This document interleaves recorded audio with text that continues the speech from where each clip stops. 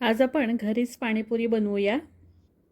घरीच पाणीपुरी बनवली तर बाजारात मिळणाऱ्या 1-2 प्लेट पाणीपुरीच्या खर्चामध्ये तुम्ही घरातल्या सगळ्यांसाठी पाणीपुरी बनवू शकता। पाणीपुरी बनवणं अगदी सोपं आहे। चला तर आज आपण पाणीपुरीची संपूर्ण रेसिपी बघूया। पाणीपुरीसाठी आपल्याला लागणार आहेत हे पांढरे वाटाणे। हे चणे किंवा छोले नाहीयेत, तर हे पांढरे वाटाणे आहेत। हे वाटाणे आपल्याला अगोदर 7 ते 8 तास तरी भिजवून ठेवायचे आहेत, म्हणजे हे पूर्ण भिजले पाहिजेत। वाटाणे पूर्ण भिजल्यानंतर ते स्वच्छ धुवून घ्यायचे आणि एका कुकरमध्ये घालायचे। यातच हिरवी मिरची घालायची बारीक कापून, चवीनुसार मीठ घालायचं आणि थोडीशी हळद घालायची। त्याचबरोबर मी इथे 2 बटाटे सोलून घेतले। बटाटे मोठे असतील तर अशा प्रकारे मधोमध कापून घ्यायचे। बटाटा सुद्धा वाटाण्यामध्ये शिजवून घ्यायचा। गरजेनुसार पाणी घालायचं। एकदा चमच्याने मिक्स करून घ्यायचं। त्यानंतर झाकण लावून हे गॅसवर 3 ते 4 शिट्ट्या देऊन शिजवून घ्यायचं। वाटाणे शिजतायत तोपर्यंत आपण पाणीपुरीचं पाणी बनवून घेऊया। त्यासाठी आपल्याला कोथिंबीर लागणार आहे, त्याचबरोबर पुदिना लागणार आहे। कोथिंबीर आणि पुदिना मी स्वच्छ धुवून घेतलाय। आता एक मिक्सरचं भांडं घ्यायचं, त्यामध्ये कोथिंबीर घालायची। कोथिंबीर घेताना ती कोवळ्या देठासकट घ्यायची, म्हणजेच कोथिंबीरचे कोवळे देठ सुद्धा घ्यायचे। कोथिंबीरच्या देठाने टेस्ट खूप छान येते। आणि पुदिन्याची पानं घ्यायची। आलं घ्यायचं स्वच्छ करून।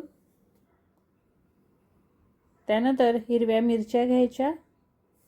मिरची तुम्हाला किती तिखट हवं आहे त्यानुसार घाला। मी 2 मिरच्या घातल्यात। त्यानंतर थोडीशी चिंच घेतली आहे, त्याचबरोबर गुळाचे खडे घालायचे। यात गरजेनुसार पाणी घालायचं आणि याची एकदम बारीक पेस्ट करून घ्यायची। बघा अशा प्रकारे एकदम बारीक पेस्ट करून घ्यायची। आता ही वाटून घेतलेली पेस्ट आपण गाळणीने गाळून घेऊया।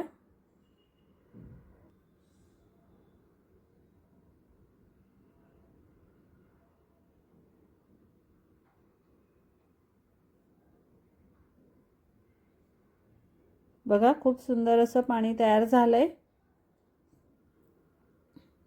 यामध्ये गरजेनुसार थंड पाणी घालायचं। सोबतच यात काही बेसिक मसाले घालायचे। पाणीपुरीचं पाणी चटपटीत होण्यासाठी यामध्ये थोडीशी मिरपूड घाला, जिरा पावडर घाला, त्याचबरोबर चाट मसाला घालायचा आणि 2 छोटे चमचे यामध्ये मी पाणीपुरी मसाला घालते।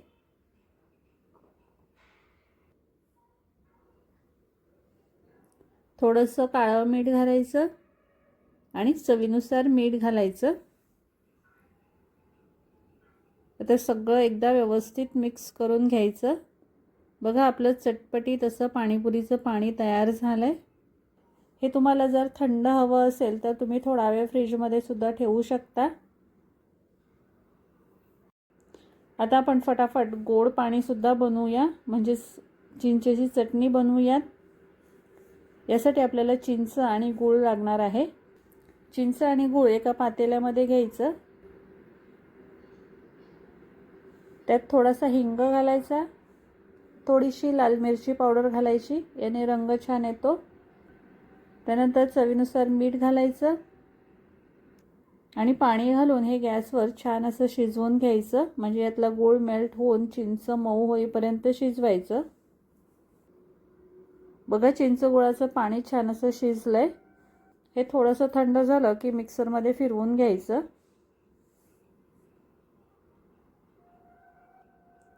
मिक्सरला फिरवून झाल्यानंतर हे चिंचेचं पाणी गाळणीने गाळून घ्यायचं। अशा प्रकारे आपलं हे चिंच गुळाचं पाणी सुद्धा तयार झालंय। हे चिंचेचं आंबट गोड पाणी अजून चटपटीत होण्यासाठी यामध्ये सुद्धा तुम्ही चाट मसाला, जिरा पावडर, थोडीशी मिरपूड घालू शकता। बघा आपलं हे चिंचेचं गोड पाणी तयार झालं आहे. दोन्ही पाणी रेडी आहेत. आता आपण वाटाणे शिजलेत का बघूयात.